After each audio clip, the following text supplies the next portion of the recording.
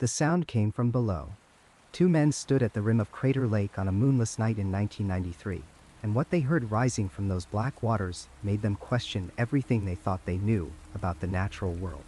Park Ranger Michael Chen and geologist David Haraway had come to the caldera's edge to investigate reports of unusual acoustic phenomena.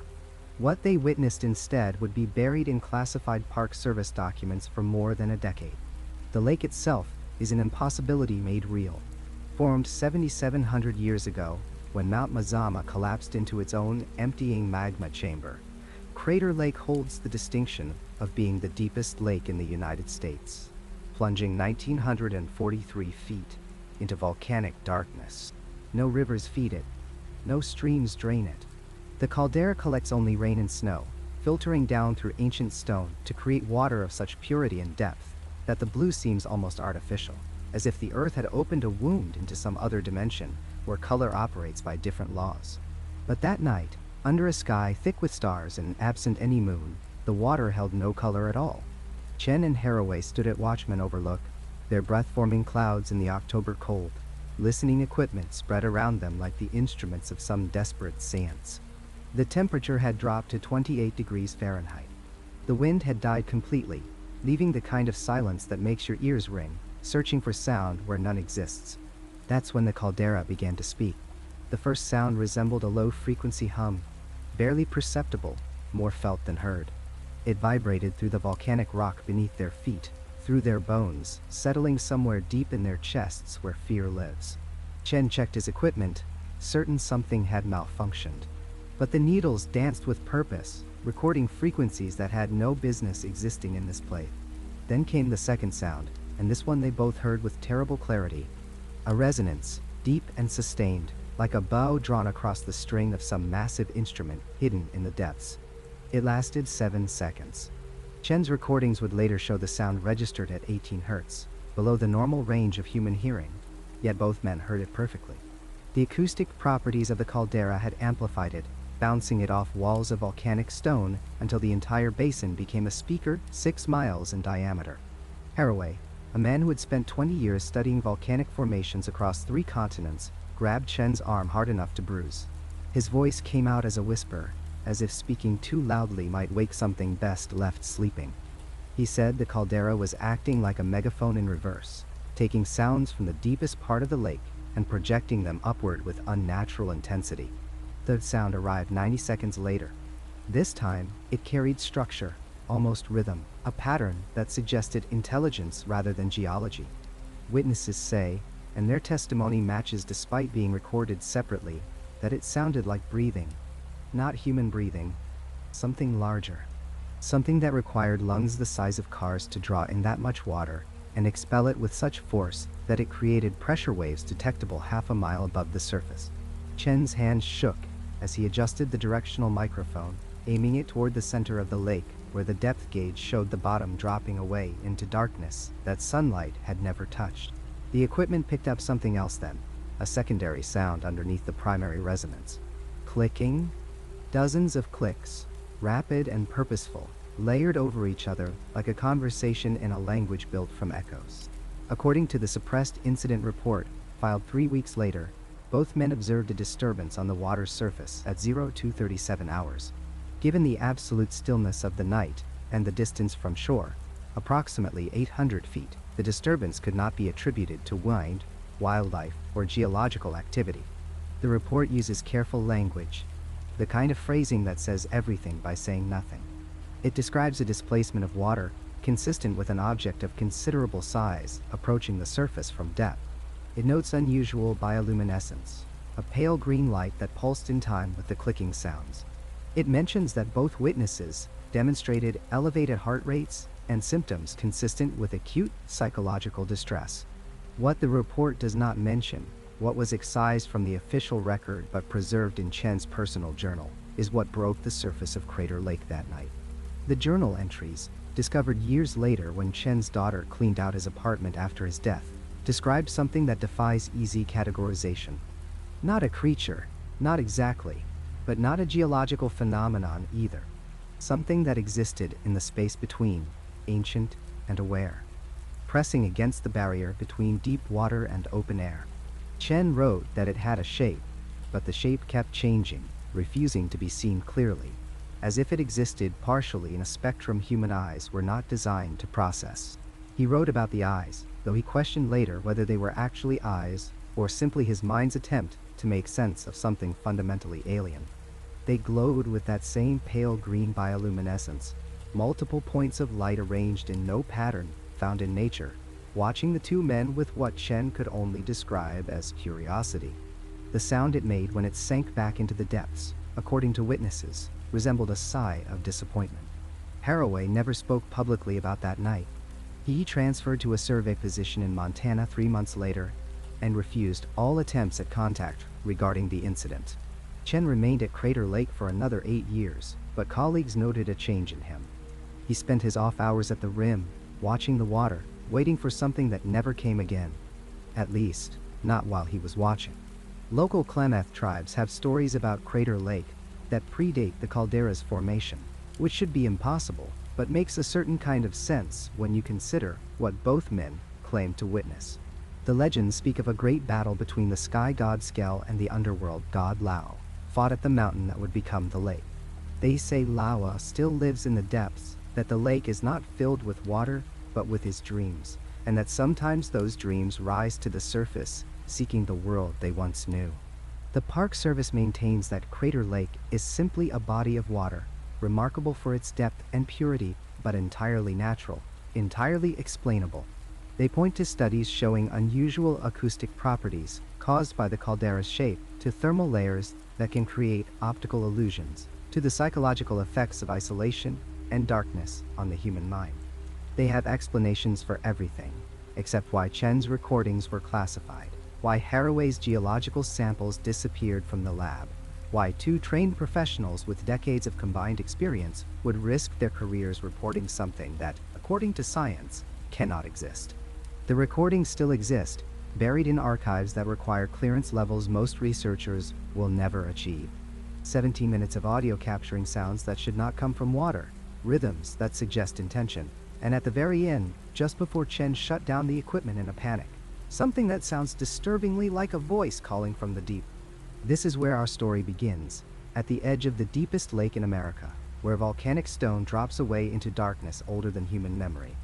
Where sounds behave according to rules that physics struggles to explain. Where 2 men heard something that made them understand, with terrible clarity, that some mysteries are not meant to be solved but survive. What rose from Crater Lake that October night was only the beginning.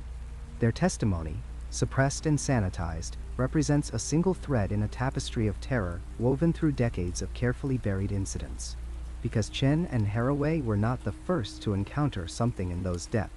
They were simply the first to document it with modern equipment, the first to create evidence that could not be easily dismissed.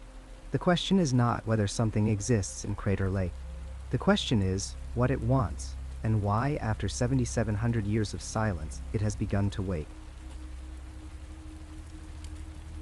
There are certain nights that fracture time itself, splitting a person's life into before and after with such surgical precision that the wound never quite heals. For 2 men visiting Crater Lake in the late summer of 1997, that division would come not with a flash of light or a sudden violence, but with something far more disturbing, a sound. A sound that had no business existing where it did, coming from where it came. Let's begin with the men themselves, because their credibility matters here. In cases like these, it always does. Robert Halstead was 42 years old that summer, a civil engineer from Portland who had spent the better part of 2 decades working on municipal water systems throughout Oregon. His job required a particular kind of mind, one that understood fluid dynamics, acoustics in confined spaces, and the behavior of water under various conditions. He was not a man given to flights of fancy. His colleagues described him as methodical, perhaps even tedious in his attention to detail. He kept meticulous field notes. He photographed everything. He had a reputation for finding problems that others missed, for hearing irregularities in pump systems that even experienced technicians overlooked. His ears, in other words, were trained instruments. The second man was Daniel Chen, 36 at the time, a photographer and adjunct professor of fine arts at a small college in Eugene. But before his career shift into academia, Chen had spent 6 years in the Navy, 4 of them aboard submarines as a sonar technician. He had listened to the ocean's hidden language, distinguished between the metallic groan of a distant hull and the organic click of a whale pod miles away. After his discharge, he had carried those listening skills into his civilian life, developing a particular interest in recording ambient sounds for his multimedia art installations. He traveled with professional audio equipment, always. He heard the world in layers that most people never noticed. 2 men then, with trained ears and technical backgrounds. 2 men who understood sound in ways that transcended casual observation. This detail becomes important later, when the question of misidentification inevitably arises. They had not come to Crater Lake together. They met by chance on the evening of August 23, 1997, at the Rim Village parking area just as the day's tourist crowds were beginning to thin. Chen had driven up specifically to photograph the lake at dusk, hoping to capture what he called the transition hour, that brief window when the water transforms from blue to something darker, something that holds the sky's last light like a secret. Halstead had come for a more practical purpose. He was considering a research proposal related to crater lakes and thermal stratification, and wanted to see the site firsthand before committing to the project. They struck up a conversation the way solitary travelers sometimes do, drawn together by the shared experience of watching something beautiful in companionable silence. Chen mentioned his Navy background. Halstead talked about his work with reservoirs. They discovered a mutual appreciation for the technical side of water, the science beneath the scenery. When Chen mentioned he planned to stay until full dark to capture long exposures, Halstead decided to linger as well. The night was clear, unusually warm for late August at that elevation. Why not stay? According to both their later accounts, the initial hours were unremarkable in the best possible way. The kind of peaceful that people drive hundreds of miles to find. As the sun dropped below the caldera rim, the lake's surface went glassy, mirror smooth. The few remaining tourists departed.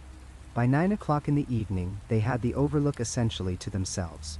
Chen set up his camera equipment. Halstead walked the rim trail with a flashlight, examining the rock formations, getting a feel for the geology. The atmospheric conditions that night were, by all accounts, perfect. No wind, no clouds. The temperature was holding steady in the low 60s.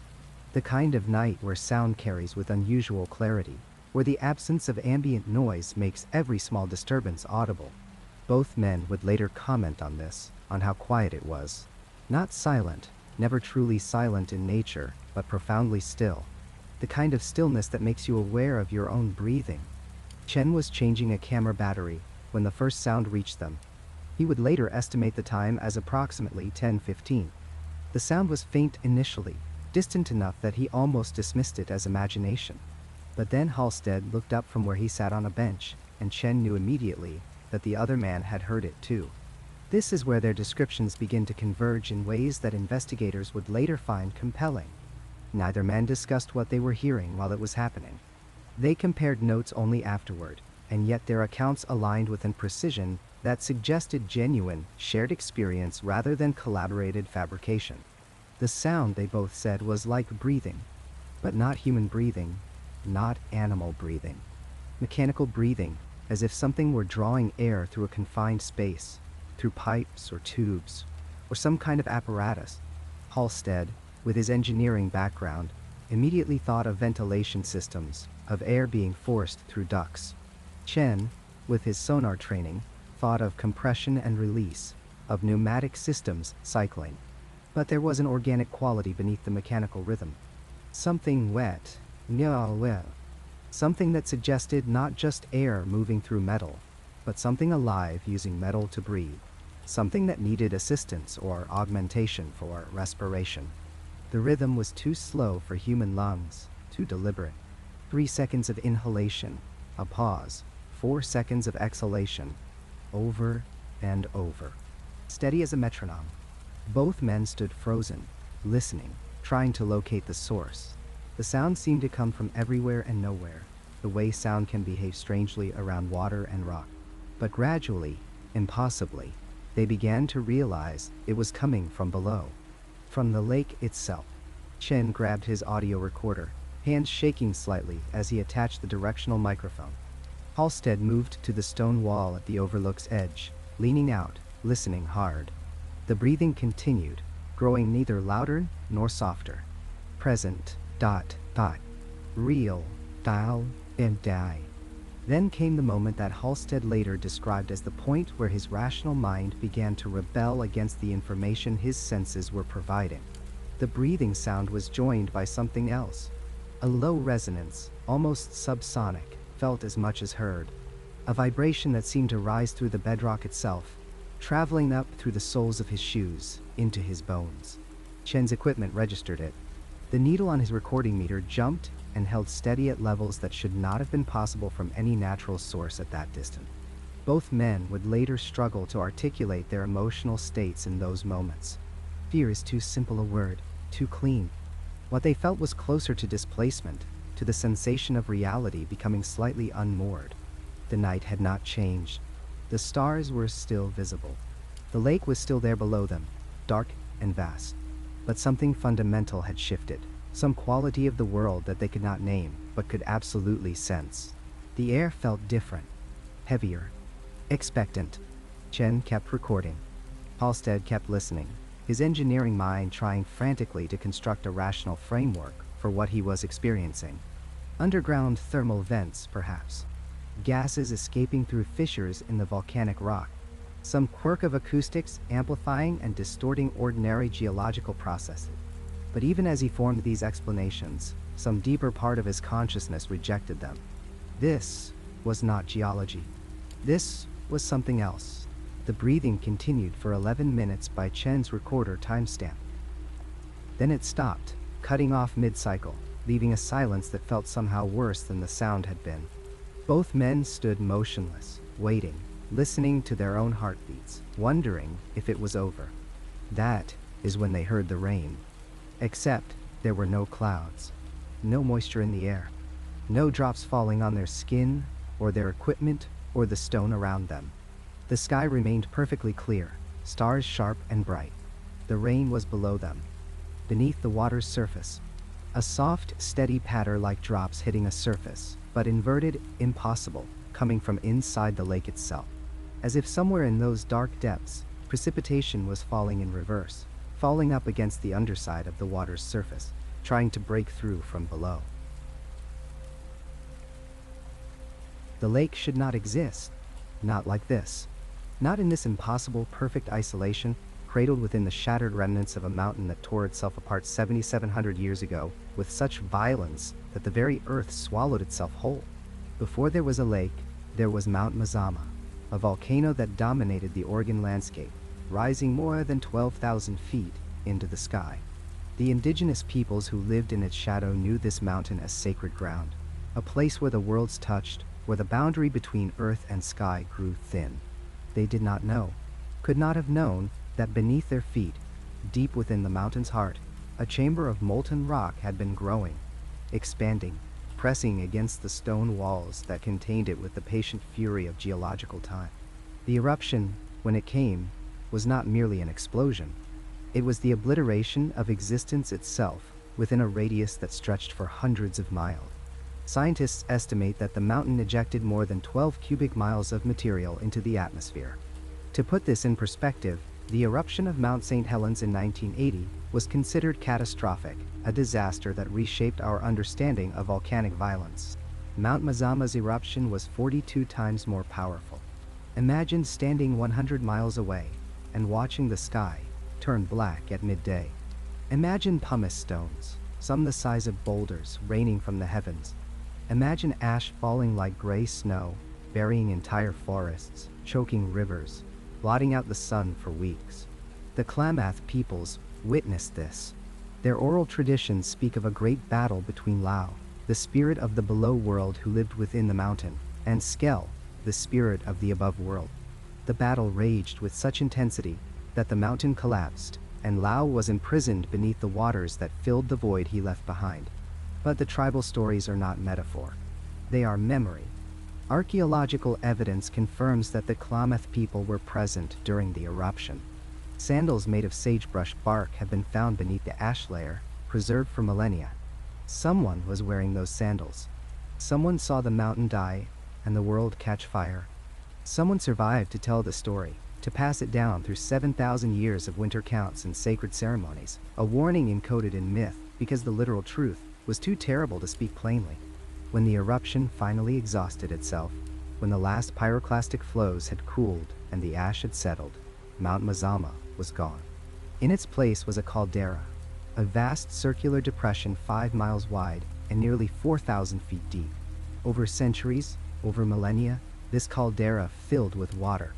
Rain and snow melt, nothing else. No rivers feed Crater Lake. No streams drain from it. It exists in absolute isolation, a body of water so pure, so impossibly blue, that early explorers thought their eyes were deceiving them. The depth is incomprehensible. 1,009 feet at its deepest point, making it the deepest lake in the United States and the 9th deepest in the world. To stand at the rim and look down into that blue is to understand vertigo on a cosmic scale. The clarity of the water means you can see deep, far deeper than seems natural. Objects at 120 feet below the surface remain visible. But beyond that clarity, the lake becomes an abyss. There are entire mountains beneath the surface, volcanic formations that rose after the caldera formed. Wizard Island, the small cinder cone that breaks the surface, is merely the tip of one such formation. Others remain completely submerged, hidden kingdoms of stone in the perpetual darkness. The Klamath, the Modoc, and other tribal peoples knew better than to look upon the lake. This was not superstition. This was law.u. Spiritual leaders who needed to approach the lake for ceremony would do so with their eyes averted, their gaze fixed on the ground. To look upon the surface was to invite the attention of Lao, still imprisoned in the depths, still angry, still powerful. Warriors seeking visions might climb to the rim alone, might endure days without food or water, but they were forbidden to speak of what they saw there.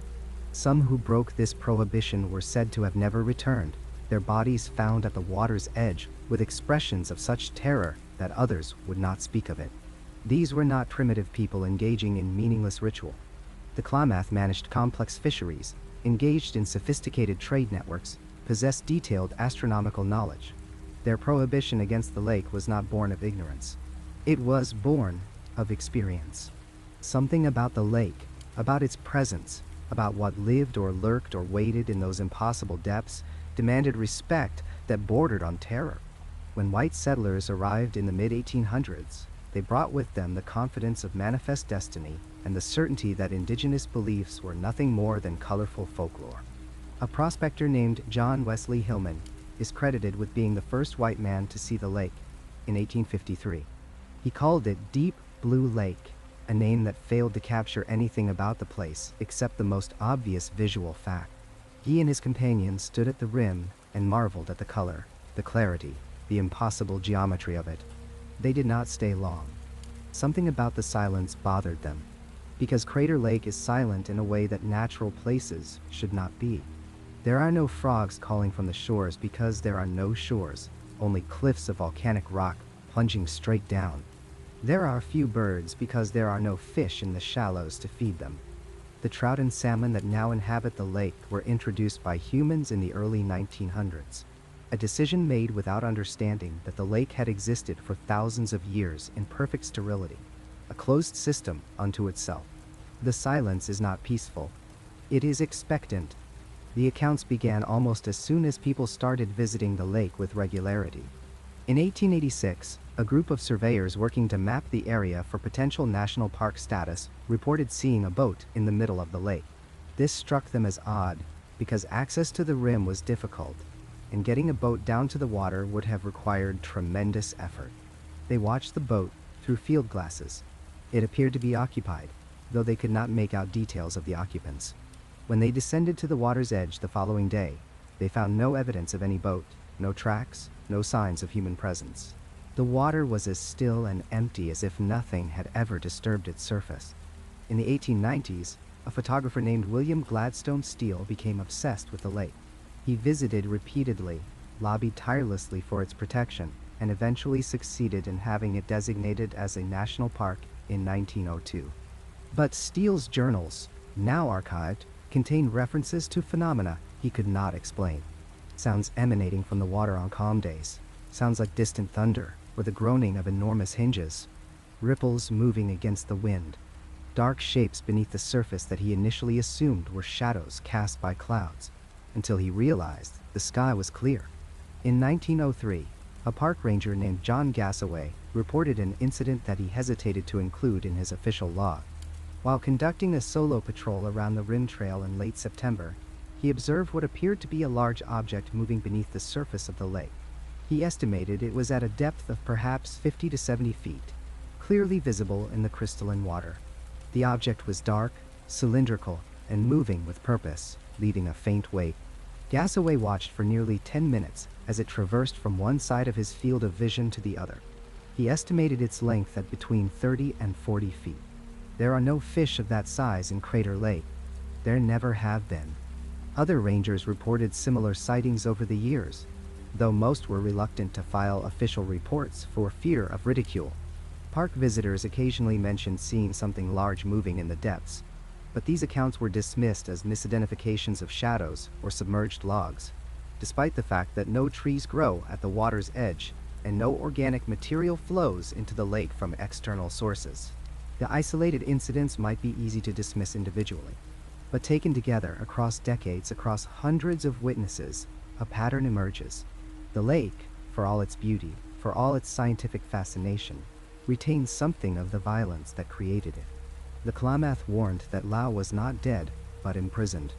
They warned that the lake was not a place for casual recreation, not a tourist destination, not a wonder to be gazed upon without consequence. Modern science tells us that the lake is geologically stable, that the volcanic system beneath it is dormant, that the water chemistry is normal for such an isolated system. But science also cannot explain certain magnetic anomalies recorded in the caldera. It cannot explain why depth soundings occasionally return impossible readings, suggesting voids or chambers in the rock that should not exist. It cannot explain the unusual seismic activity that occasionally rattles instruments stationed around the rim, activity that does not correspond to any known fault lines or volcanic processes. The lake keeps its secrets beneath nearly 2,000 feet of water so clear you can see the light fade into darkness, so cold that bodies do not decompose in the conventional way, so isolated that what goes down into those depths does not return. And perhaps the Klamath were right. Perhaps some things are not meant to be seen. Perhaps some places demand more than casual appreciation. Perhaps some prisons were meant to remain sealed, and the warning encoded in 7,000 years of oral tradition was not superstition, but wisdom we have chosen to forget. The mountain destroyed itself to create this lake. Lau fell into the below world, and the door was sealed with water. And still, people vanish. And still, shapes move in the depths. And still, the lake waits in perfect, terrible silence.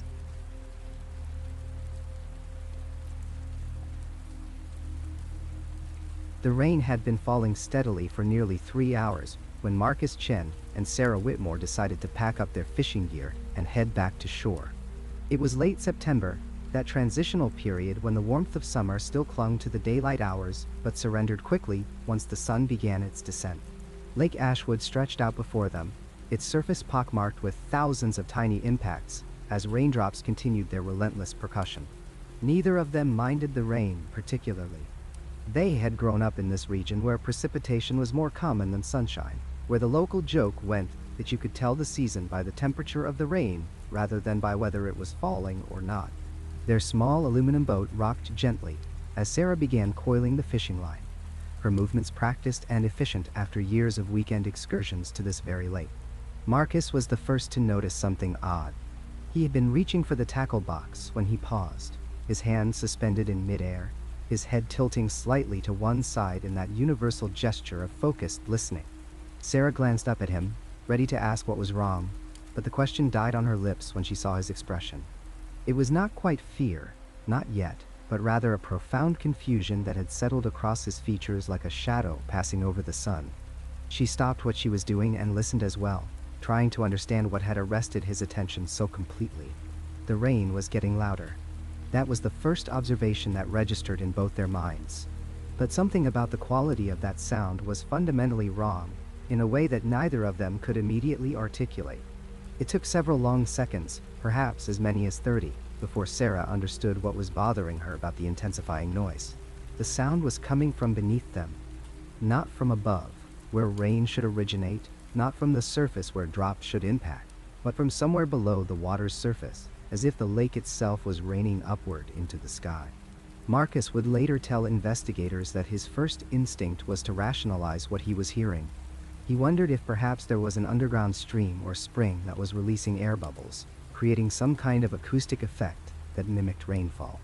He had read somewhere that certain geological formations could produce unusual sounds, that caves and caverns could act like enormous musical instruments when water flowed through them in particular ways.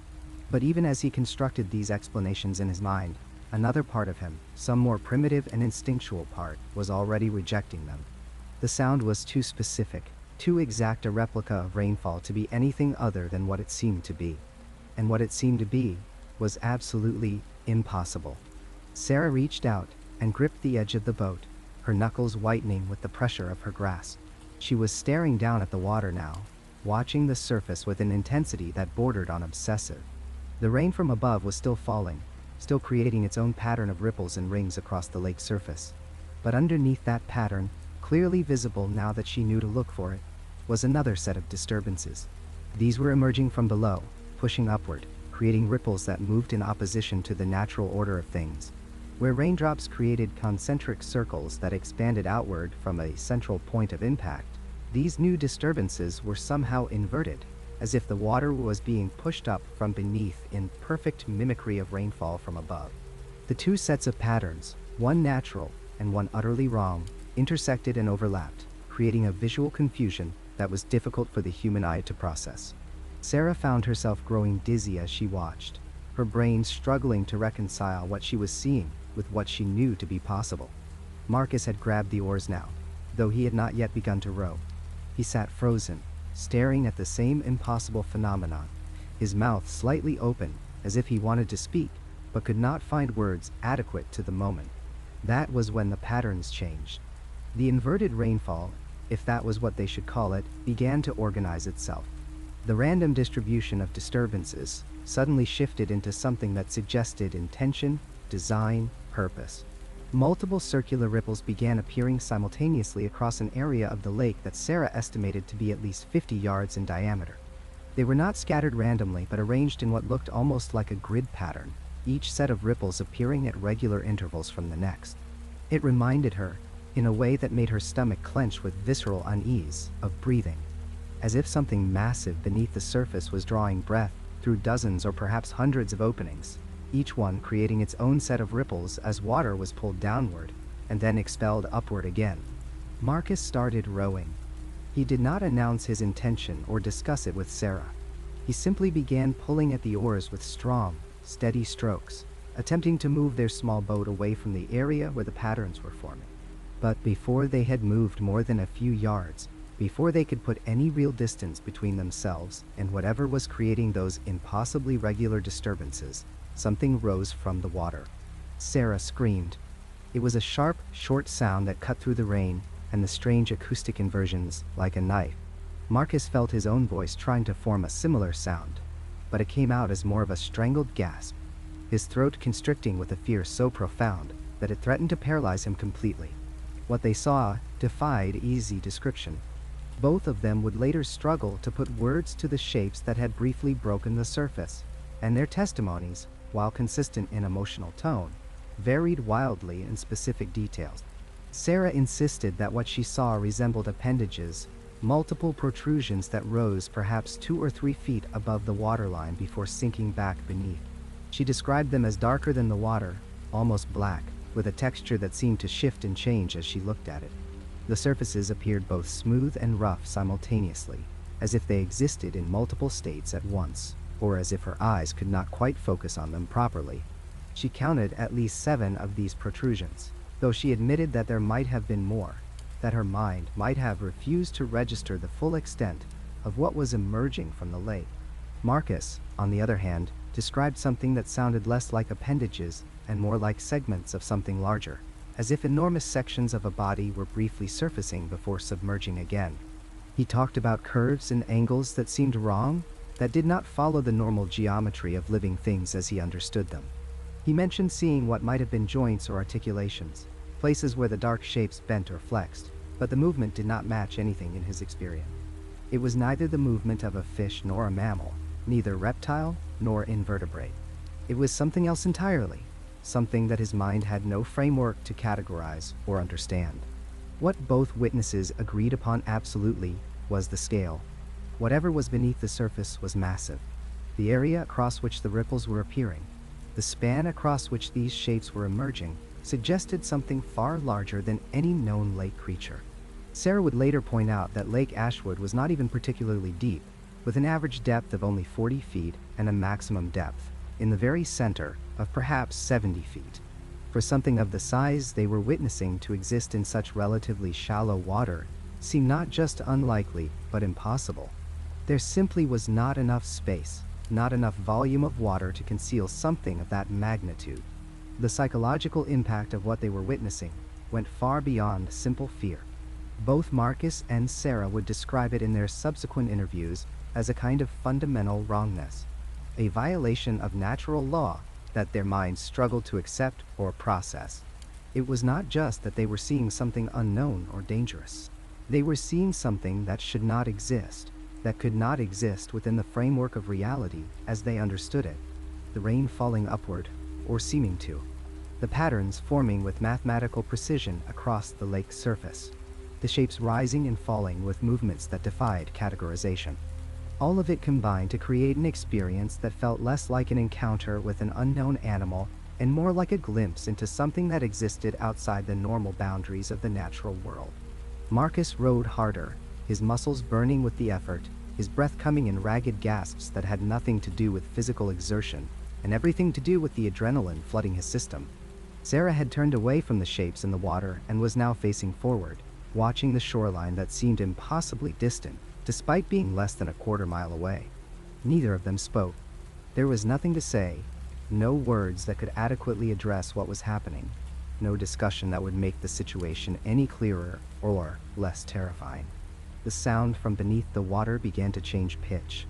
It rose in frequency, becoming almost a whine, a high-pitched keening that set their teeth on edge and made their skin crawl. Sarah pressed her hands over her ears, trying to block out the noise, but it seemed to penetrate through flesh and bone, resonating in her skull. Marcus kept rowing, his eyes fixed on a point in the middle distance, refusing to look back, refusing to see if those shapes were rising higher, if whatever was beneath them was beginning to emerge more fully. The flight response had fully taken over both of them now. This was not a conscious decision to retreat and regroup, not a tactical withdrawal to gather reinforcements or better equipment. This was pure, primal flight, the same instinct that had kept their ancestors alive in a world full of predators and dangers beyond comprehension. Every fiber of their beings was screaming at them to get away, to put distance between themselves and the thing in the lake, to reach the safety of solid ground where the rules of reality still seemed to apply. The idea of investigating further, of trying to get a better look or gather more information, never entered their minds. They were not scientists or researchers in that moment. They were prey animals fleeing from a predator that they could not understand and did not want to understand. When the boat finally scraped against the shore, both of them practically leaped from it, their feet hitting the rocky beach with impacts that sent shocks of pain through their legs. Neither of them cared. They dragged the boat up onto the land, grabbed their essential belongings, and ran for Marcus's truck, parked at the small public access point. Only when they were inside the vehicle, doors locked, engine running, did they finally allow themselves to look back at the lake. The rain was still falling. The surface was still disturbed. But from this distance, they could no longer see the patterns they had witnessed, could no longer distinguish the impossible from the merely unusual. The lake looked like a lake, dark and rain-swept and utterly ordinary. But both of them knew that what they had seen was real, that beneath that ordinary surface, something existed that had no place in the world they thought they knew. The tree should not be floating the way it does. That is the first thing you need to understand about the Old Man of Crater Lake. This is not driftwood bobbing on the surface like any ordinary piece of timber cast into water. This is a 30-foot hemlock stump, bleached bone white by a century of exposure, floating perfectly upright in water so deep that the bottom lies nearly 2,000 feet below. The old man stands vertical in the water like a sentinel, like a buoy anchored by invisible chains, except there are no chains. There is no anchor. There is only the tree and the water and the impossible physics of how it maintains its position, decade after decade, in defiance of everything we understand about buoyancy and weight distribution. The first official documentation of the old man dates back to 1898, when a geologist named Joseph Diller observed the phenomenon during a survey expedition. But the tree was already old then, already weathered, already an established mystery among the indigenous peoples who had known the lake for thousands of years before white settlers arrived to claim it and name it and catalog its strangeness. Diller measured the stump carefully, noted its dimensions, sketched its peculiar upright stance in his field journals. He estimated that approximately 4 feet of the tree remained visible above the waterline, which meant that 26 feet extended down into those frigid depths. The mathematics troubled him. The way the hemlock floated defied conventional understanding. A tree trunk, even one waterlogged and heavy, should float horizontally. The center of gravity should pull it to lie flat on the surface. But the old man refused to obey these rules. What makes this phenomenon even more unsettling is the way the old man moves. Not the gentle drift of something caught in surface currents, but purposeful movement, independent movement, movement that seems to demonstrate intention. Park rangers have tracked the stump as it traveled miles across the lake in a single night, against prevailing winds, against established current patterns, moving from the western shore to the eastern shore, with no visible force propelling it. In 1938, a team from the United States Geological Survey attempted to study the tree's movement by mooring it near the eastern shore with steel cables. Within 48 hours of securing the old man, a massive storm descended on Crater Lake, a sudden and violent tempest that forced the research team to seek shelter. The storm lasted 3 days. When it finally cleared and the scientists returned to their moorings, they found the cables intact, but the weather had turned so viciously cold that snow and ice covered everything. They decided to leave the old man tied up, reasoning that they could complete their measurements later. But that same winter proved to be one of the harshest on record, and officials at Crater Lake National Park became convinced that keeping the tree restrained had angered something in the lake itself. The snow kept falling. The temperatures kept dropping. And so they released the old man, cut the cables, set it free to resume its wandering. Within a week, the weather cleared. The temperature rose. The snow stopped. Perhaps it was coincidence. Perhaps it was correlation without causation. Or perhaps something in the lake required that its sentinel remain mobile, remain free, remain on patrol. Because that is how it appears to those who watch the old man over time. Not aimless drifting, but patrol. Rangers who have spent years at Crater Lake describe seeing the stump at dawn near Wizard Island, and then at dusk on the opposite side of the lake near Phantom Ship Rock. They describe watching it through binoculars as it changes direction mid-journey, as it corrects course like a vessel with a rudder, as it navigates between underwater formations that it should have no way of sensing from the surface. Some rangers refuse to approach the old man in their patrol boats. They maintain a respectful distance, watching it from afar, unwilling to disturb whatever purpose drives its eternal circuit of the caldera. The tree is not the only thing that moves with apparent intention in these waters. In 1896, 2 years before Diller's official documentation of the old man, multiple camping parties along the southern rim reported seeing what they described as a moss-covered ship drifting near Wizard Island. The witnesses were campers from different groups who did not know each other, who were separated by distance along the shore, yet they all described the same impossible sight. A vessel, they said, crusted with thick green moss or vegetation, moving slowly through the water near the volcanic cinder cone that rises from the lake like a wizard's hat. The shape suggested an old boat, perhaps 20 feet in length, with a hull so overgrown with plant life that its original structure was barely visible beneath the organic coating. It moved without sails, without oars, without any visible means of propulsion, drifting past the island in the late afternoon light. One of the camping parties, a group of 4 men from Portland who had hiked in to fish the lake, decided to investigate. They launched a small rowboat they had carried in and began making their way toward the moss-covered vessel. The water was calm that day, almost glassy, and they could see the strange craft clearly as they rowed. But as they drew closer, within perhaps 50 yards of the object, it began to sink. Not capsizing or flooding, but descending smoothly into the water, dropping beneath the surface as if being pulled down by careful hands. The men rowed harder, trying to reach it before it disappeared entirely. But the vessel sank faster than they could approach. Within moments, it had vanished completely into the blue-black depths. The men continued to the spot where they had last seen it, hoping to find debris or some evidence of what they had witnessed, but the water revealed nothing. No bubbles rising. No oil slick. No fragments of wood or moss floating to the surface. Just the undisturbed water and the growing suspicion that they had been allowed to see something, allowed to witness something, and then had that privilege revoked when they tried to get too close. The moss-covered vessel was never seen again, at least not in any reports that made it into official records. But the incident established a pattern that would repeat throughout the decades that followed. The lake shows you things, and then, when you try to examine them too closely, try to document them too carefully, try to prove their existence to the skeptical world beyond the caldera, the lake takes them back. In the 1940s, during the war years when the park saw fewer visitors due to rationing and travel restrictions, a ranger named Robert Emerson spent long hours alone on the lake, conducting patrols and maintenance that would normally have been handled by a larger staff. Emerson was a methodical man, a former engineer who brought a technical mind to his duties. He kept detailed logs of his observations, noted weather patterns and water conditions with scientific precision, and carried a camera with him to document anything unusual he encountered. In the summer of 1943, during a stretch of windless days when the lake surface remained as smooth as polished glass, Emerson photographed something that would trouble him for the rest of his life. He was conducting an early morning patrol, motoring slowly along the western shore as the sun rose over the caldera rim. The water was perfectly still, without even the smallest ripple to disturb its mirror surface.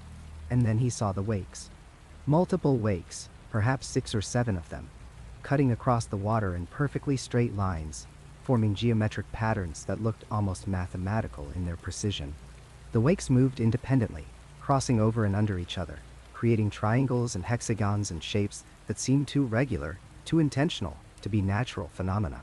But there were no boats creating these wakes, no animals swimming beneath the surface, no wind to push the water into these peculiar formations. Just the patterns themselves, moving across the glassy surface like invisible fingers drawing designs in the water. Emerson cut his engine and grabbed his camera. He managed to take 4 photographs before the patterns dissolved, fading away as mysteriously as they had appeared. When he developed the film later, the images showed exactly what he had seen. The geometric wakes clearly visible against the smooth water. Undeniable evidence of something creating deliberate patterns in the lake. He showed the photographs to his supervisor, who dismissed them as optical illusions or tricks of light on water. He showed them to visiting scientists, who suggested underwater currents or temperature differentials, explanations that made no sense given the perfectly calm conditions and the mathematical precision of the shapes. Eventually, Emerson stopped showing the photographs to anyone. He kept them in a drawer in his cabin, took them out occasionally to study them in private, trying to understand what could create such patterns, what intelligence might be directing the water itself to move in these impossible ways. The lake, it seems, has moods. It has preferences. It has the capacity to reveal and to conceal, to permit and to forbid. The old man continues its endless patrol, moving where it wishes, when it wishes, following routes that no current chart can predict. Rangers still track it, still maintain a respectful distance, still feel a strange relief when they spot its bleached white form floating somewhere in the vast expanse of blue. Because when the old man disappears for days at a time, when it cannot be located anywhere on the surface, that is when the rangers grow uneasy. That is when they wonder if it has descended into the depths on some errand they cannot fathom, carrying messages to whatever intelligence resides in the cold darkness below. And they wait, scanning the water, until the old man rises again, resuming its position, continuing its watch over the surface of a lake that seems to think, seems to plan, seems to guard secrets that humanity may not be meant to understand. The water of the lake had always kept its secrets, but in 1989, the United States government decided those secrets had remained hidden long enough. What followed was an expedition that would be scrubbed from official records, buried under layers of classification, and transformed into nothing more then whispered warnings among those who knew what had really been found in the depths. The operation had no official name, at least none that would appear in any public documentation. Internal memos referred to it simply as Deep Survey Project Yankee 7, a designation so deliberately mundane that it practically announced its own importance through sheer bureaucratic camouflage. The mission parameters were straightforward on paper. Conduct a comprehensive bathymetric survey of the lake floor, using the latest in deep water exploration technology. Catalog any unusual geological formations, and collect samples from the deepest accessible points. Standard scientific procedure. Routine exploration. Nothing that would raise eyebrows or generate questions. The submersible chosen for the task was a marvel of late Cold War engineering, a titanium-hulled research vessel designated DSV Intrepid, designed originally for ocean trench exploration and quietly repurposed for this freshwater mission. The craft could theoretically operate at depths exceeding 3,000 feet, equipped with high-intensity external lighting arrays, stereoscopic imaging systems, and a suite of biological and chemical sensors that represented the cutting edge of underwater detection technology. The crew compartment could accommodate 3 people in what veterans of submarine service charitably described as intimate conditions. Every square inch of interior space served a purpose. There was no room for anything unnecessary, including comfort. The team assembled for the mission read like a roster of the most accomplished underwater specialists in the country. Dr. Marcus Hollis led the expedition, a marine geologist with 2 decades of deep water research experience and a reputation for methodical precision that bordered on the obsessive. His publications filled entire library shelves, his expertise sought by institutions around the world. Joining him were Lieutenant Commander Sarah Vance, a Navy submarine officer with extensive experience in deep submergence operations, and technical specialist Robert Chen, whose mastery of the Intrepid's complex sensor systems was considered unmatched. All 3 had top-secret security clearances. All 3 had worked on classified projects before. None of them had any idea what they were actually about to encounter. The descent began just after dawn on October 14, 1989. Surface conditions were ideal, the lake calm as polished glass under an overcast sky that turned the water a deep, impenetrable gray. The support vessel remained positioned directly above the planned dive site, its crew monitoring telemetry and maintaining constant communication with the submersible as it began its slow journey into darkness. The first few hundred feet passed without incident, the water transitioning from murky green to deep blue to an absolute black that seemed to swallow the submersible's lights. This was expected. This was normal. The crew ran through their checklists with practiced efficiency, calling out readings and confirming system status as they descended deeper into the lake than any human being had ever gone before. At 400 feet, the temperature readings began showing the expected thermocline layers, zones where water temperature shifted dramatically within relatively short vertical distances. At 600 feet, the biological sensors registered the predicted drop in organic activity as they passed beyond the depth where photosynthesis could occur and entered the lake's aphotic zone. At 800 feet, the sonar imaging began painting pictures of the lake floor still far below, revealing a terrain of unexpected complexity, ridges and valleys and formations that didn't quite match the geological surveys conducted from the surface. Dr. Hollis made notes, his voice steady and professional as he described what the instruments were showing, already composing the research paper he would write once they returned to the surface. At 1,000 feet, something changed. The shift was subtle at first, barely noticeable among the steady stream of data flowing across the submersible's monitoring screens. Chen noticed it first, his eyes narrowing as he studied a readout that didn't quite make sense. The biological sensors were registering activity, faint but unmistakable signatures that suggested living organisms at a depth and temperature where complex life should not exist. He double-checked the calibration, ran a quick diagnostic, confirmed that the instruments were functioning correctly. The readings persisted. He reported the anomaly to Dr. Hollis, who leaned over to examine the data himself, his expression shifting from curiosity to puzzlement to something approaching concern. At 1,100 feet, the biological readings intensified. The sensors were detecting not just isolated organisms, but what appeared to be a significant concentration of biological activity, patterns of movement and density that suggested something far more complex than the simple bacterial mats that might theoretically survive in such an environment. The data made no scientific sense. The water temperature at this depth hovered just above freezing. The pressure exceeded 100 atmospheres. The complete absence of light meant no photosynthetic base for any food chain. And yet the instruments insisted, with electronic certainty, that something was alive down here. Something substantial. At 1,200 feet, with the lake floor now visible on sonar just 200 feet below, the sounds began. Lieutenant Commander Vance heard them first through the hydrophones, faint acoustic signatures that cut through the usual ambient noise of the deep water. She increased the gain, filtered out the mechanical vibrations from the Intrepid's own systems, and listened with the trained ear of someone who had spent years learning to interpret underwater acoustics. What she heard made her breath catch in her throat.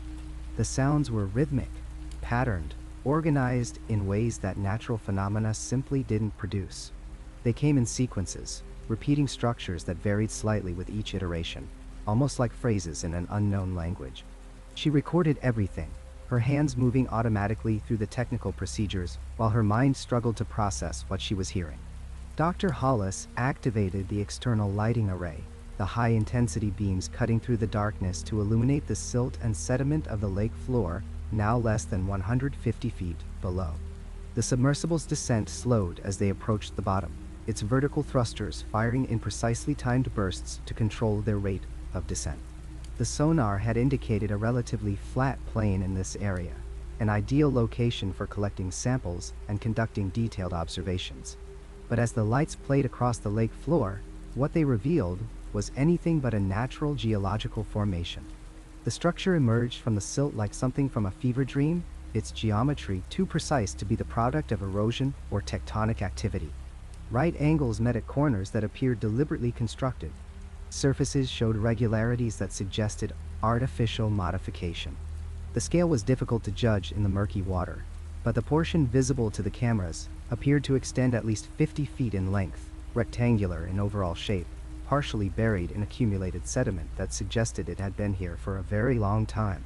The material was dark, almost black. Its surface texture unlike any rock formation Dr. Hollis had encountered in his entire career. Chen focused the high-resolution cameras, capturing image after image while the recording systems documented everything. The biological sensors spiked, their readings climbing to levels that should have indicated the submersible was surrounded by a dense school of fish or marine mammal. But the cameras showed nothing except the structure below and the empty water surrounding them. The acoustic signatures intensified, the rhythmic patterns now clearly audible through the submersible speakers, filling the cramped interior with sounds that seemed to carry meaning just beyond the edge of comprehension. Vance's later testimony, leaked years after the mission through channels that have never been identified, described her sensation in that moment as profound wrongness, a visceral certainty that they were observing something that human eyes were never meant to see, something that violated fundamental assumptions about the natural world. Dr. Hollis reached for the communications console to report their findings to the surface support vessel. Before he could transmit, the equipment malfunctions began. The high-resolution cameras flickered and died, their feeds dissolving into static. The biological sensors began displaying readings that exceeded their maximum calibrated values, numbers that scrolled across the screens in sequences that looked almost deliberate.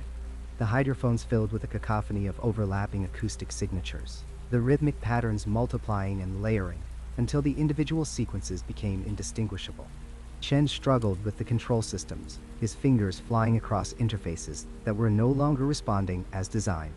The submersible's lights began to strobe erratically, their beams sweeping across the structure below in a chaotic pattern that somehow seemed to provoke a response, though what that response might be remained unclear. The recall order came through on the emergency frequency, bypassing the standard communication protocols. The voice from the surface was clipped and urgent, leaving no room for discussion or debate. Abort the mission immediately. Begin emergency ascent procedures. Do not attempt to collect samples. Do not linger for additional observations. Surface now. The tone carried an authority that transcended normal operational chains of command, the kind of voice that suggested decisions were being made far above the level of the surface support crew. The ascent was controlled but rapid, the Intrepid rising through the black water at the maximum safe rate, while the crew secured equipment and documented what little the still functional systems could record.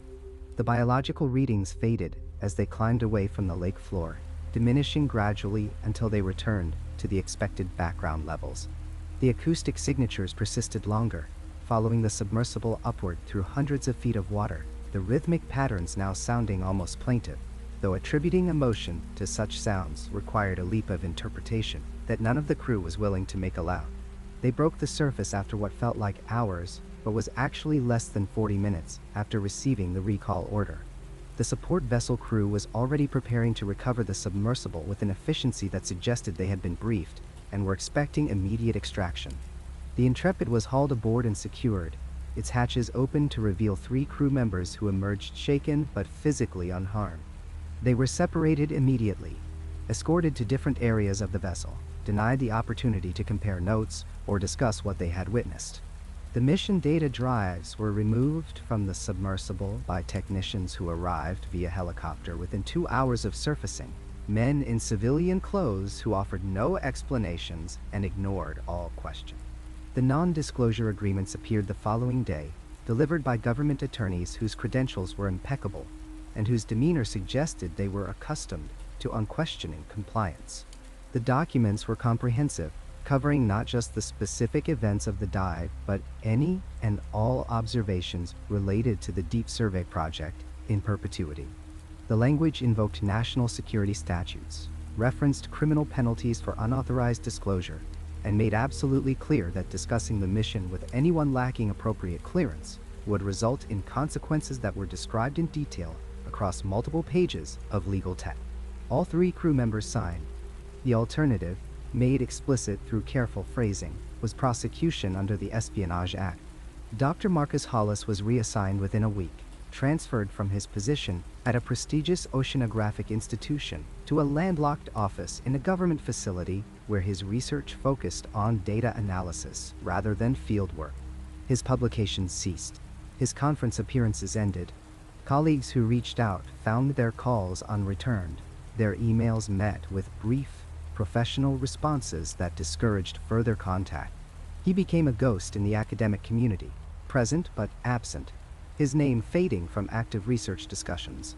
Years later, during a chance encounter at a scientific conference he attended but did not present at, a former colleague managed to corner Dr. Hollis during a coffee break and asked directly about the abrupt end to his field research career. The question hung in the air between them for a long moment before Hollis responded, his voice quiet but clear, his words chosen with obvious care. "Some lakes should remain unplumbed," he said. "Some depths were never meant to accommodate human curiosity.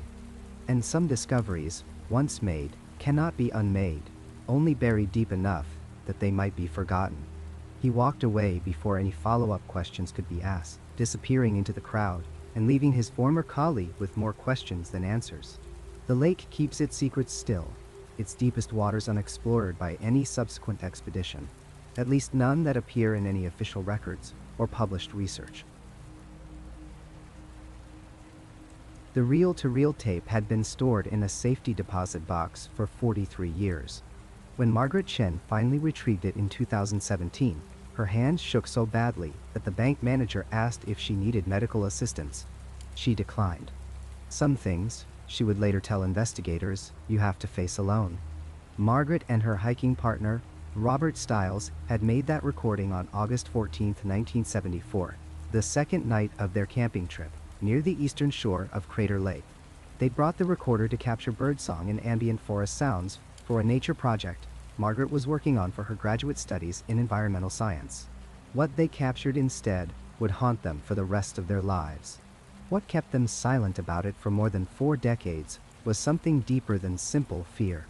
It was the absolute certainty that no one would believe them, and the darker certainty that if someone did believe them, something terrible would follow.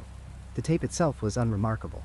A 7-inch reel of Scotch brand magnetic tape, the kind used by thousands of amateur recordists in the 1970s. The equipment they'd used was equally ordinary. A Sony TC-300 portable reel-to-reel, popular among field researchers at the time for its reliability and relatively compact design. Nothing about the physical evidence suggested anything unusual.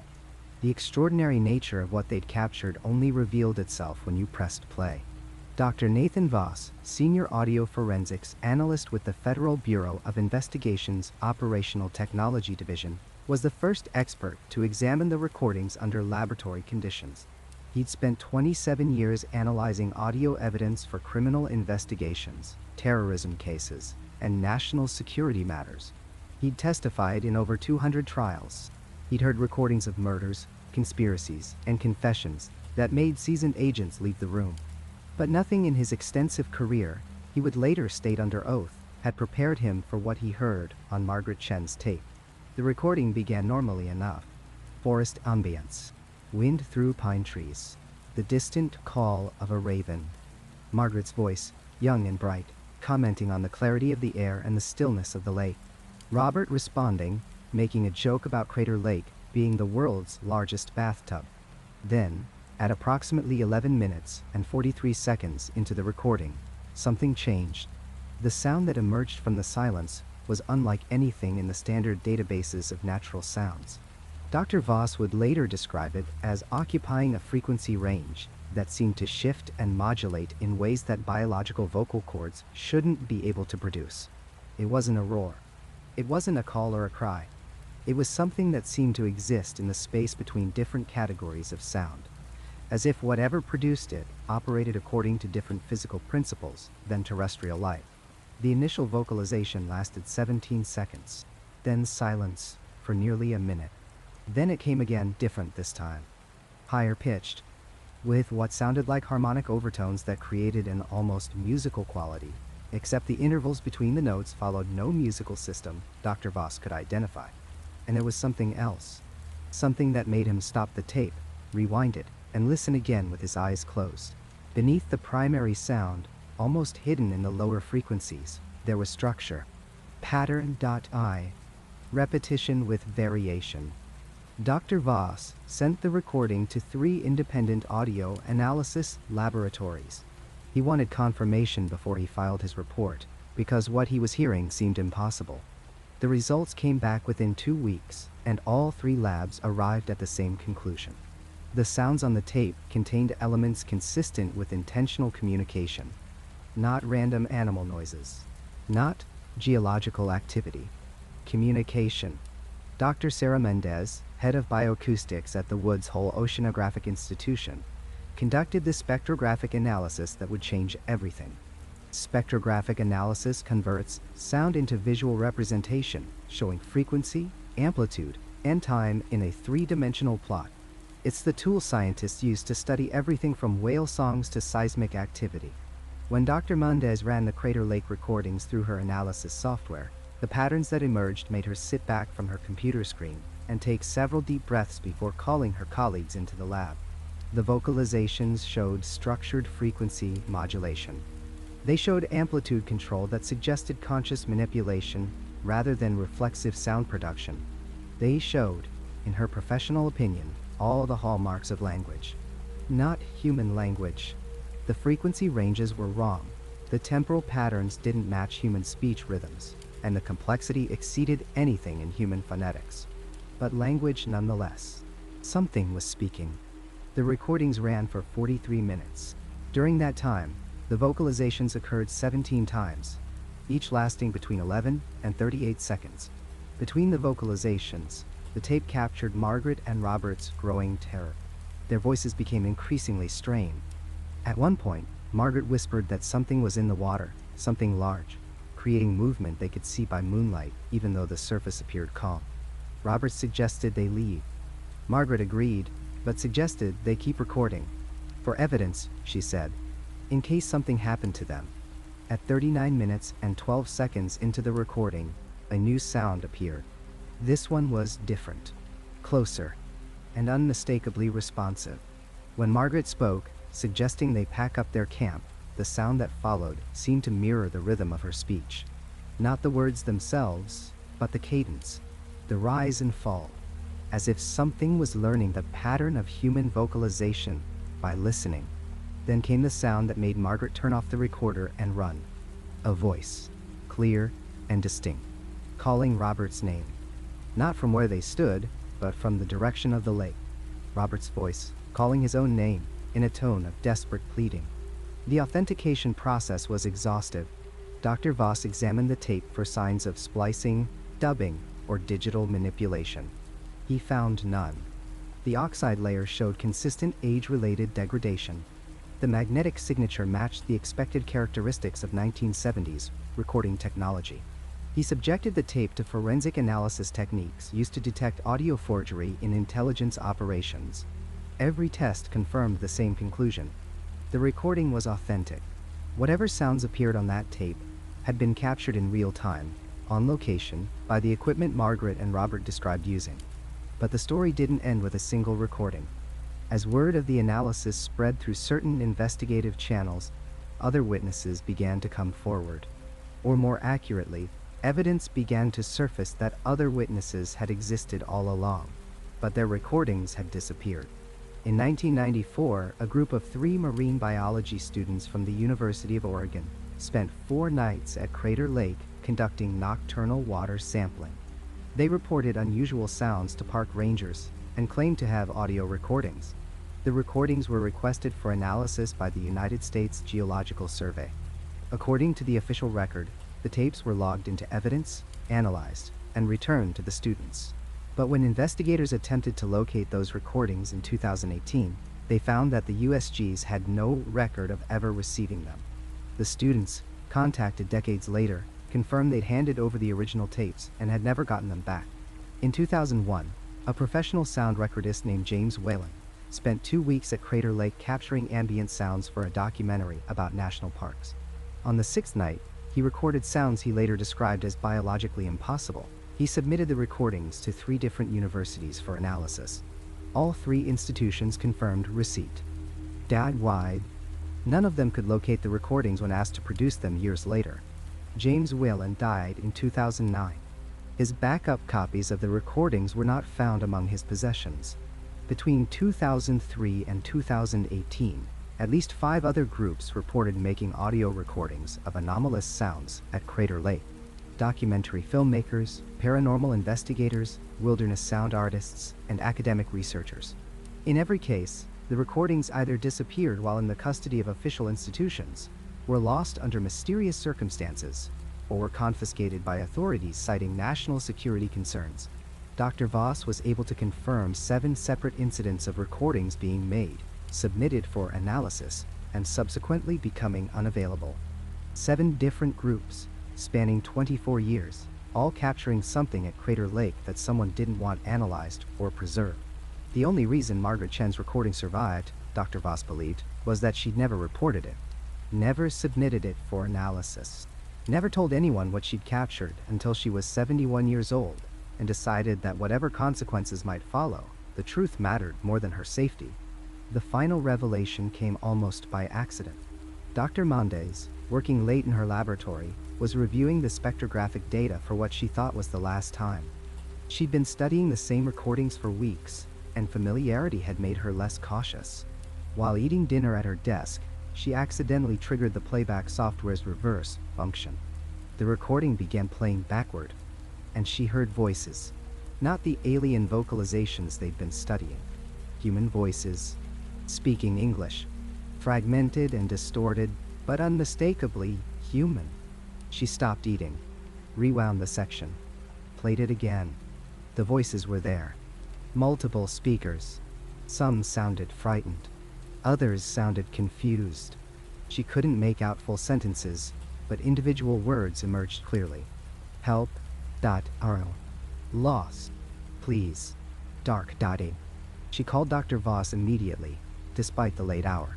He arrived at the laboratory within 40 minutes and listened to what she'd discovered.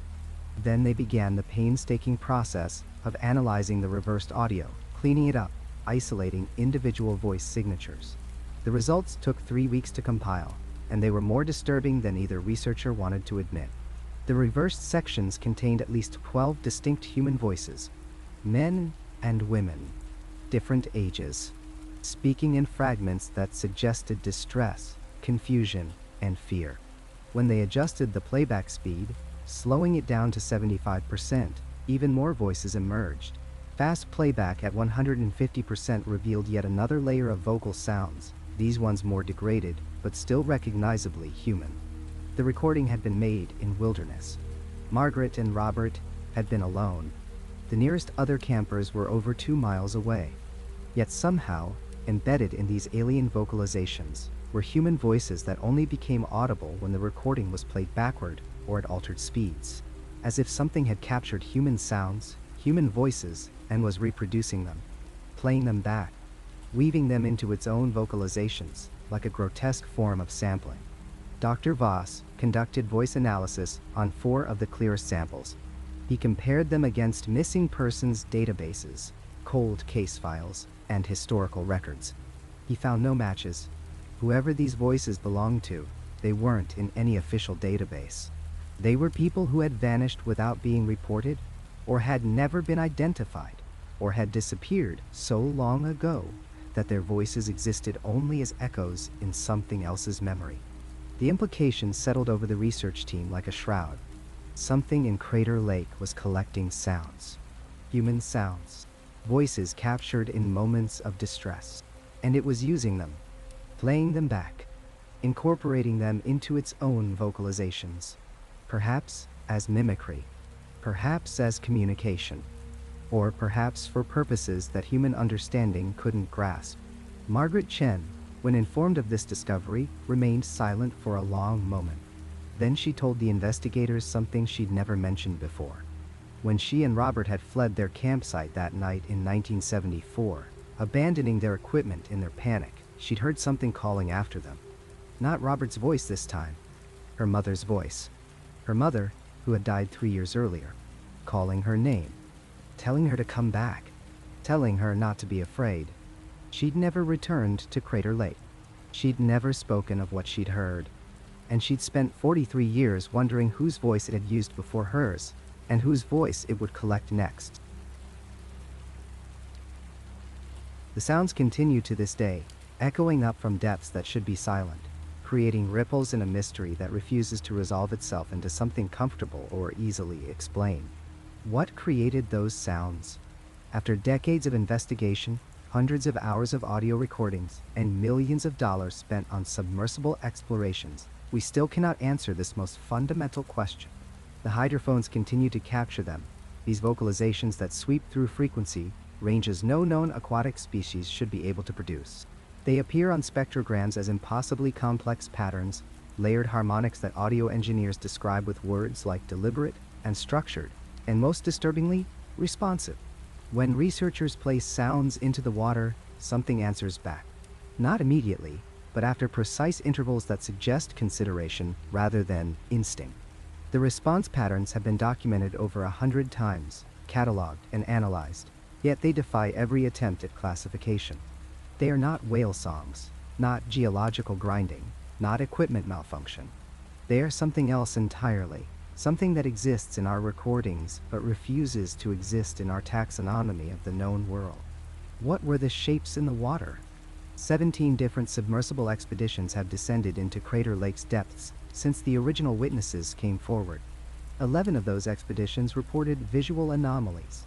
Not vague shadows or tricks of light, but distinct observations made by trained professionals using military-grade imaging equipment. A marine biologist with 20 years of deep-sea experience described objects moving against the current at speeds he calculated would require biological propulsion systems unlike anything in the fossil record. A Navy sonar technician recorded masses on his instruments that appeared and vanished without moving through the intervening space, simply ceasing to exist in one location and manifesting in another. 3 separate video feeds captured what operators described as organized movement, multiple large forms moving in coordinated patterns that suggested group behavior and spatial awareness. Yet when researchers return to the same coordinates, when they send down additional equipment to capture definitive proof, they find nothing. The lake becomes empty again, as innocent as any body of water, as if whatever inhabits those depths understands the difference between casual observation and concentrated study. Why does the lake seem to exhibit intentional behavior? This question troubles scientists more than any other because it pushes against the fundamental boundaries of how we understand consciousness and awareness. Lakes do not think. Bodies of water do not make decisions. Yet the pattern of incidents at Crater Lake suggests something that responds to human presence with what can only be described as strategy. The sounds intensify when boats linger in specific locations, as if discouraging extended observation. The shapes appear most frequently to solo witnesses or pairs, rarely to larger groups with more comprehensive documentation equipment. When research teams arrive with sophisticated monitoring systems, the phenomena diminish or cease entirely, only to resume days or weeks after the equipment is removed. This pattern has repeated itself so consistently over the decades that even the most skeptical researchers privately acknowledge it cannot be coincidental. The lake, or something within it, appears to be aware of when it is being watched, aware of the difference between tourists and investigators, aware of how much it can reveal without triggering the kind of sustained scientific attention that would strip away its mystery entirely. The most disturbing evidence remains the audio recordings. Over 40 hours of unexplained vocalizations have been captured across 3 decades by independent researchers who have never coordinated their efforts or shared equipment, yet their recordings are consistent.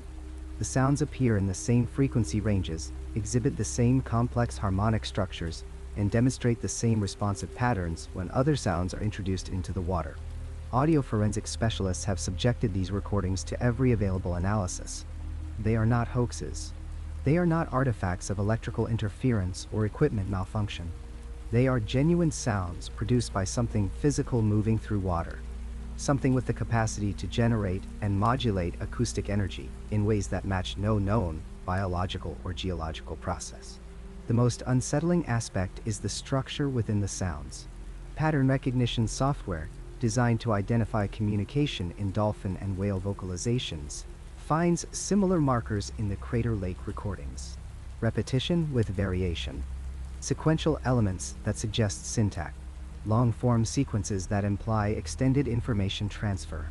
The software identifies these markers, but it cannot decode them, cannot match them to any language or communication system in its database. Something in Crater Lake might be speaking, but we do not understand what it is saying, or to whom. The submersible findings paint an equally troubling picture. At depths below 700 feet, where sunlight becomes a memory and pressure mounts toward crushing intensity, cameras have captured geological formations that should not exist. Channels carved into the caldera walls with 2 smooth surfaces, 2 regular patterns. Depressions in the lake floor arranged in configurations that resist explanation as natural phenomena. And most disturbing, on 3 separate dives conducted years apart, objects that appeared constructed. A Navy submersible operator described what looked like stacked stones, deliberately placed despite the impossibility of human construction at that depth. A civilian researcher captured video of what she called a nest, or den, a hollowed area surrounded by arranged debris. These findings have never been officially acknowledged because they cannot be officially explained, but the footage exists, locked in research archives, studied privately by scientists who have no framework for understanding what they are seeing. The witness reports across decades maintain an impossible consistency.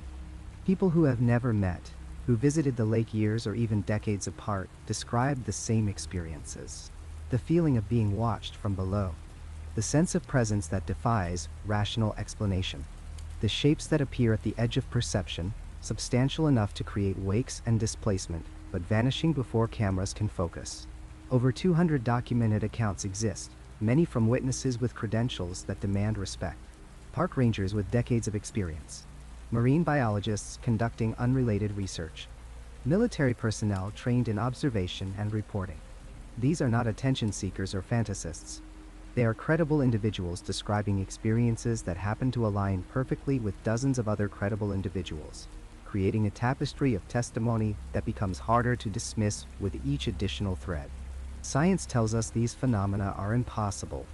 Lakes do not harbor undiscovered large species, not in the modern era of satellite surveillance and comprehensive biological surveys. Bodies of water do not exhibit awareness or intentional behavior. The sounds must have some explanation rooted in known geology or biology, even if we have not yet identified it. The shapes must be misidentifications, tricks of light and water playing on human perception. The patterns must be coincidental, our pattern-seeking minds finding meaning in random events. Science demands these explanations because the alternative requires abandoning fundamental assumptions about how the world works. Yet, the evidence persists, accumulating year after year, observation layered upon observation, creating a weight of documentation that becomes increasingly difficult to explain away through appeals to misunderstanding or malfunction. So we are left with the final, terrifying questions. If something does exist in Crater Lake's depths, something that has evaded definitive documentation despite decades of searching, what is its nature? Is it biological, some remnant species that found its way into the caldera and adapted to conditions we consider impossible? Is it something else entirely, something that challenges our categories and classifications? And perhaps most disturbing of all, is it aware of us? Does it know when we lower cameras and microphones into its domain? Does it understand that we are trying to find it, name it, explain it? The responsive nature of the sounds suggests awareness. The patterns of appearance and disappearance suggest strategy. Something in the lake seems to be making decisions about when to reveal itself and when to remain hidden. Are the sounds we hear attempts at communication? This possibility haunts researchers who have spent years analyzing the recordings.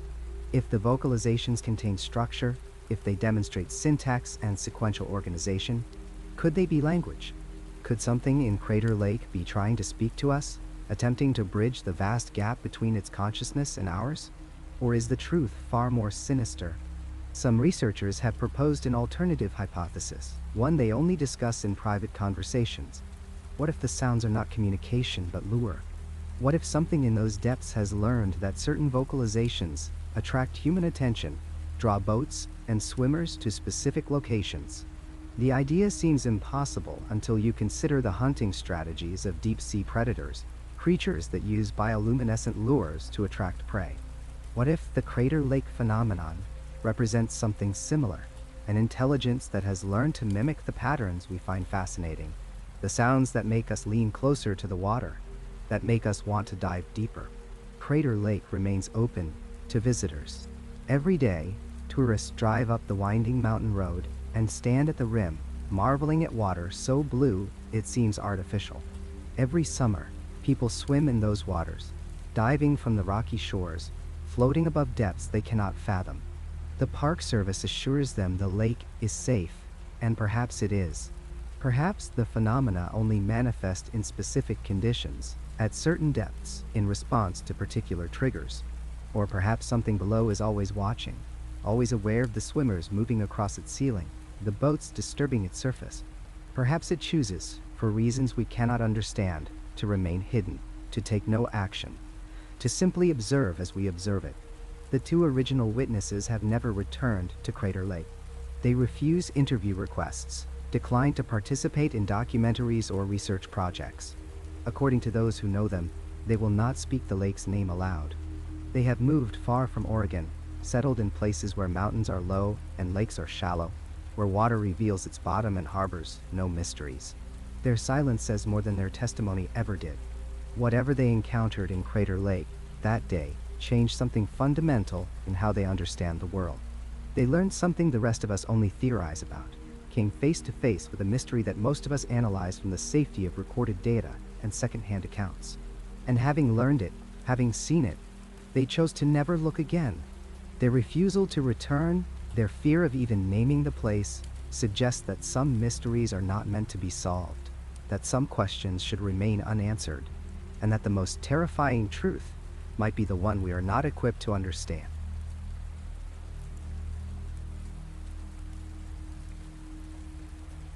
That's where this journey ends for tonight. If you made it all the way here, subscribe and hit the bell for more long-form stories like this. Check out the videos on the screen for more right now. Drop your own experiences in the comments below. Thanks for listening, and I'll see you in the next one.